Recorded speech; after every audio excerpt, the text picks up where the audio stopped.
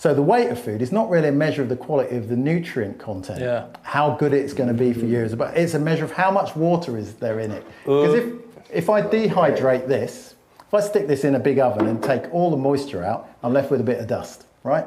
Which weighs virtually nothing.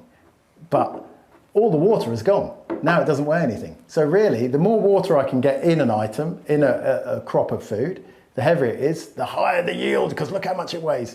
And that was great at a time when food always had the nutrients in, going back thousands of years. They would measure it that way because you didn't need to worry about the nutrients. Done its job. So what's but now, the issue with modern farming now is the soils have been depleted through overuse of pesticides, herbicides, fungicides, and fertilizers.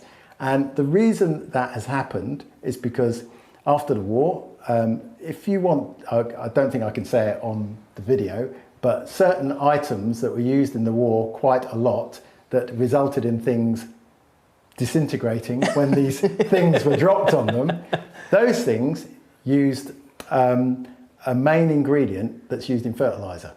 So when the war finished, there was no use for these things that made things disintegrate. So they thought, what can we do with it? It works as fertilizer.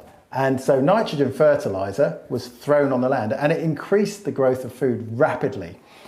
Now, that was fine, but when plants grow at that time, when plants grow quickly, and this is something that is relatively recently understood, plants share about 30, when a plant grows, it takes sunlight and it does a thing called photosynthesis. Most people learn that at school, whether they take classic A-level biology. Biology, right? Photosynthesis. So it takes the sunlight energy, takes in carbon dioxide, uses water, converts it into sugars, different types of sugars. But 35% of the sugars that a plant produces through photosynthesis, it shares with the soil microbiome. I mean, it could vary in different locations because the plant needs all sorts of micronutrients, but it can't get them from the soil on its own.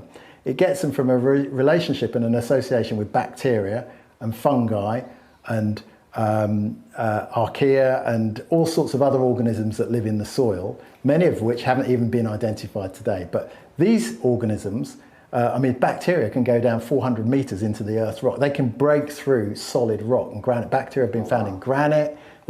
And so these fungal hyphae networks, basically, and the bacteria that they're associated with, effectively share and go into the plant roots and the rhizome area, which is the root area of the plant.